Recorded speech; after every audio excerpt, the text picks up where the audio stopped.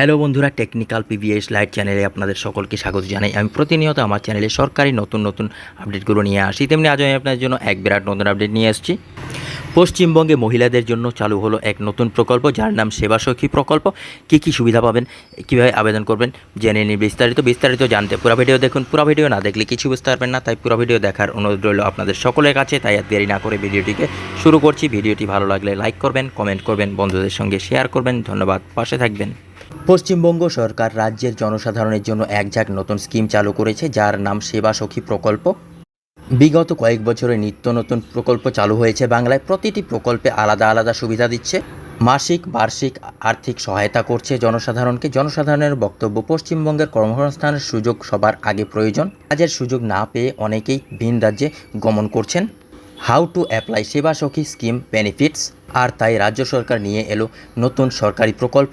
এই প্রকল্পের হাত ধরে একদিকে যেমন কর্মসংস্থানের সুযোগ হবে, ঠিক তেমনি 9,000 টাকা করে পাওয়া যাবে। তাহলে আর দেরি কিসের, আসুন জেনে নেওয়া যাক এই নতুন প্রকল্প সম্পর্কে। আপনাদের সুবিধার্থে এই প্রতিবেদনে রাজ্য সরকারের নতুন প্রকল্প সম্পর্কে বিস্তারিত তথ্য প্রদান করা হলো। সেবাসখী প্রকল্প কি? রাজ্য সরকার বেকার যুবক যুবতীদের স্বার্থে নতুন প্রকল্প নিয়ে হাজির করেছে আগেই। কর্মসংস্থান বৃদ্ধিতে আরও তৎপর হয়েছে রাজ্য সরকার। সম্প্রতি এক নতুন প্রকল্পের সূচনা হলো পশ্চিমবঙ্গে, যার নাম সেবাসখী প্রকল্প। এই প্রকল্প রাজ্য সরকার চালু করেছে প্রধানত বেকার মেয়েদের স্বার্থে। এর মাধ্যমে যাতে সমস্ত বেকার মেয়ের আছে তারা একটা সুযোগ পায় নিজেদের পায়ে দাঁড়ানোর। বঙ্গ সমাজে প্রান্তিক অঞ্চলে বসবাসকারী অবহেলিত পরিবারের মেয়েদের ক্ষমতায়নের উদ্দেশ্যে সরকার নতুন এই প্রকল্প চালু করেছে। বলা হচ্ছে প্রকল্পের শেষে মেয়েদের কাজের সুযোগ যুক্ত করা হবে অনেক বেশি সহজতর। শুধু তাই নয়, সরকারি আর প্রতি মাসে বেতন হিসেবে 9,000 টাকা পারিশ্রমিক দেবেন। সব মিলিয়েই এই প্রকল্পে সমাজের মেয়েদের অবস্থান শক্তপোক্ত করবে বলে মনে করা হচ্ছে। আসুন এবার জেনে নেওয়া যাক এই প্রকল্পের যোগ্যতা এবং আবেদন পদ্ধতি সম্পর্কে। সেবাসখী প্রকল্পের সুবিধা কী কী? রাজ্য সরকারের সেবাসখী প্রকল্প বঙ্গ সমাজের মহিলাদের ভিত শক্ত করবে। মহিলাদের সার্বিক স্বাধীনতা এবং ক্ষমতায়নের একটি গুরুত্বপূর্ণ পদক্ষেপ সরকারের এই প্রকল্প। এই প্রকল্পের আওতায় রাজ্যের প্রতিটি ব্লকের 20 জন মহিলাকে কর্মসংস্থানের সুযোগ দেওয়া হবে বলে জানা যাচ্ছে। কর্মসংস্থান বাড়লে মহিলাদের আর্থিক দিকটি শক্ত হবে বলে ধারণা। এর পাশাপাশি বাংলায় বেকারত্বের হ্রাস সেবাসখী প্রকল্প অবশ্যই গুরুত্বপূর্ণ ভূমিকা নেবে। সরকার কার্যকারী পদক্ষেপ সংশ্লিষ্ট প্রকল্পটি সেবাসখী প্রকল্প। পশ্চিমবঙ্গ সরকার জনকল্যাণমূলক উদ্যোগে অংশ। সূত্রের খবর, প্রকল্পের প্রথম পর্যায়টিও শুরু হতে চলেছে দুর্গাপুজোর পর। প্রকল্পে যুক্ত হওয়া মেয়েদের কাজ কি হবে, তারা কি রকম পারিশ্রমিক পাবেন সেটাও জেনে নেওয়া যাক জরুরি। সেবাসখী প্রকল্প এগোবে কিভাবে?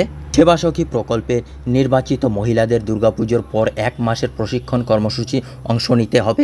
প্রাথমিকভাবে এই সরকারি নতুন প্রকল্পে শুরু হবে শহরের নিকটবর্তী এলাকায়। প্রাথমিকভাবে এই প্রকল্পটি চালু হবে শহরের নিকটবর্তী উত্তর 24 পরগনা জেলার রাজারহাট, পূর্ব মেদিনীপুর জেলার বাঁকুড়া ব্লক, হাওড়া, আমতা, দক্ষিণ 24 পরগনা জেলার 12। 1 মাসের প্রশিক্ষণ শিবিরে মেয়েদের শেখানো হবে ক্ষত সারানো, ব্যান্ডেজ করা, ওষুধের সুযোগ, প্রেশার মাপা, হৃদরোগের জন্য সিপিআর ইত্যাদি কাজগুলি। মূলত চিকিৎসা সংক্রান্ত কাজ তাদের হাতে কলমে শেখানো হবে।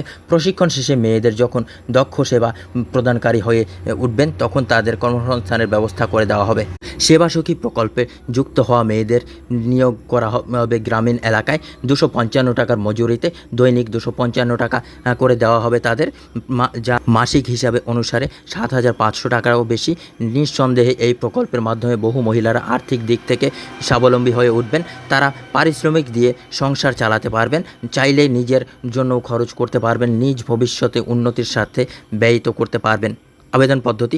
এতক্ষণ এই প্রকল্প সম্পর্কে জানার পর নিশ্চয়ই আপনারা মনে করছেন কীভাবে সেবাসখী প্রকল্পের জন্য আবেদন জমা করা যাবে। আসুন এবার জেনে নেওয়া যাক এর অ্যাপ্লিকেশন প্রসেস সম্পর্কে।